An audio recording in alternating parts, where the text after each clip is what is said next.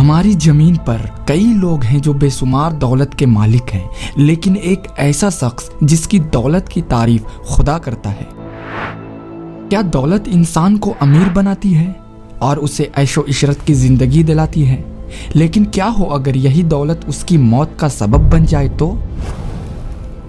کچھ ایسا ہی ہوا تھا دنیا کے عظیم دولت مند بادشاہ کے ساتھ، جو تورات کا عالم اور ایمان والا تھا، لیکن اچانک ایسا کیا ہو گیا کہ اس کی دولت بھی کام نہ آئی اور وہ مر گیا۔ تو چلیں شروع کرتے ہیں۔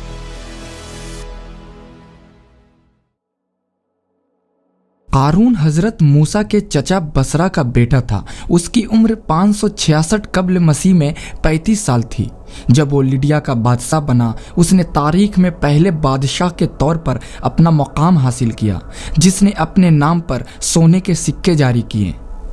تورات کے مطابق قورہ اور اس کے پیروکاروں کا عقیدہ تھا کہ خدا بنی اسرائیل کے درمیان ہے، اور اس لیے موسیٰ ہارون کی قیادت اور نبوت ضروری نہیں تھی۔ قارون بچپن سے ہی بے حد حسین اور خوبصورت تھا، اسی وجہ سے بنی اسرائیل کے لوگ اسے منور کہہ کر پکارتے تھے۔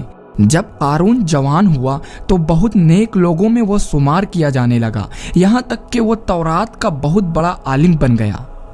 قارون اپنا زیادہ سمے حضرت موسیٰ کے ساتھ ہی گزارتے تھے، اسی وجہ سے وہ تورات کا بہت بڑا عالم بن گیا، اور وہ بہت اچھی آواز کا مالک بھی تھا۔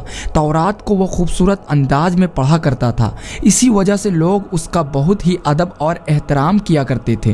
قارون بھی حضرت موسیٰ پر ایمان لے آیا، اور جب بنی اسرائیل کے تبتیوں کی غلامی سے آزادی ملی تو قارون بھی اپنی قوم کے لوگوں کے ساتھ مصر کو چھوڑ کر زمین موعود کی طرف ہجرت کر گیا۔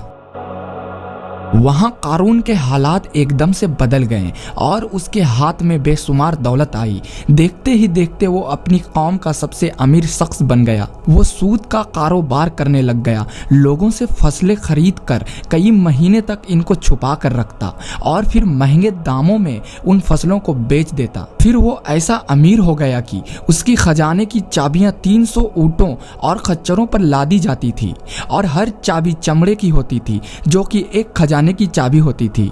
تاریخ میں لکھا گیا ہے کہ قارون سے زیادہ دولت اور شہرت کسی شخص کو بھی نہیں ملی تھی، جس کا ذکر قرآن میں کچھ یوں آیا ہے: بے شک قارون موسیٰ کی قوم سے تھا، پھر اس نے قوم پر ظلم کیا، اور ہم نے اس کو اتنے خزانے دیے جن کی کنجیاں اٹھانا ایک طاقتور جماعت پر بھاری تھی۔ جب قارون سے اس کی قوم نے کہا گھمنڈ مت کرو، بے شک اللہ اترانے والوں کو پسند نہیں کرتا، اور جو دولت تجھے اللہ نے دیا ہے اس کے ذریعے سے اپنی آخرت کو بہتر کر اور اللہ کو راضی کر اور احسان کر جیسا اللہ نے تجھ پر احسان کیا ہے، اور زمین میں فساد مت کر، بے شک اللہ فسادیوں کو پسند نہیں کرتا۔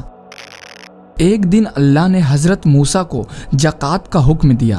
حضرت موسیٰ نے اللہ کے حکم کے مطابق اپنی قوم کو زکوٰۃ نکالنے کا حکم دیا، تو یہ سن کر قارون نے بھی حضرت موسیٰ علیہ السلام سے وعدہ کیا کہ وہ بھی اپنے مال کا 1000واں حصہ زکوٰۃ میں دیا کرے گا۔ جب اس نے اپنے مال کا حساب لگایا تو ایک بہت بڑی رقم زکوٰۃ کی نکل رہی تھی۔ یہ دیکھ کر اس پر بخل کا بھوت سوار ہو گیا، اور نہ صرف زکوٰۃ کا منکر ہو گیا بلکہ عام طور پر بنی اسرائیل کو بہکانے لگا کہ حضرت موسیٰ اس بہانے تمہارے مالوں کو لے لینا چاہتا ہے۔ یہاں تک کہ لوگوں کے ذریعے ایک چال چلی کہ ایک عورت کو بہت زیادہ مال و دولت دے کر آمادہ کر لیا کہ وہ آپ پر بدکاری کا الزام لگائے۔ چنانچہ عین اس وقت کہ جب حضرت موسیٰ وعظ فرما رہے تھے، قارون نے آپ کو ٹوکا کہ فلانی عورت سے آپ نے بدکاری کی ہے۔ حضرت موسیٰ نے فرمایا کہ اس عورت کو میرے سامنے لاؤ۔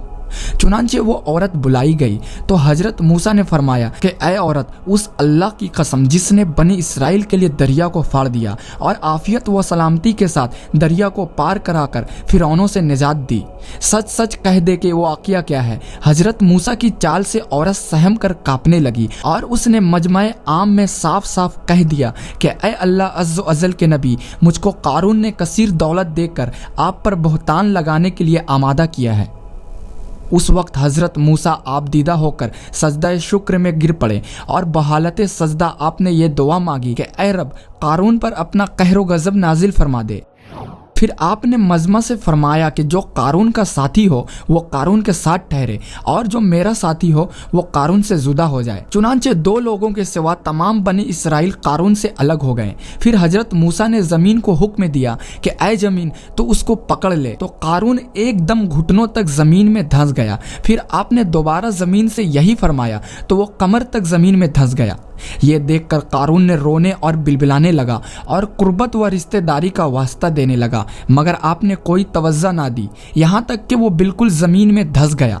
2 आदमी जो कारून के साथी हुए थे लोगों से कहने लगे, हजरत मूसा ने कारून को इसलिए धंसा दिया ताकि कारून के मकान और इसके खजानों पर खुद कब्जा कर ले। तो आपने अल्लाह से दुआ मांगी कि कारून का मकान और खजाना भी जमीन में धंस जाए। चुनांचे कारून का मकान जो सोने का था और उसका सारा खजाना सभी जमीन में धंस गया। कारून को खुदा ने इतने खजाने दिए थे कि उन खजानों की कुंजियां एक मजबूत और ताकतवर जमात बमुश्किल से उठाती थी। कुरान में इस वाक़ये का कुछ यूं बयान हुआ है, तो हमने उसे और उसके घर को जमीन में धंसा दिया तो उसके पास कोई जमात ना थी कि अल्लाह से बचाने में उसकी मदद करती और ना वो बदला ले सका।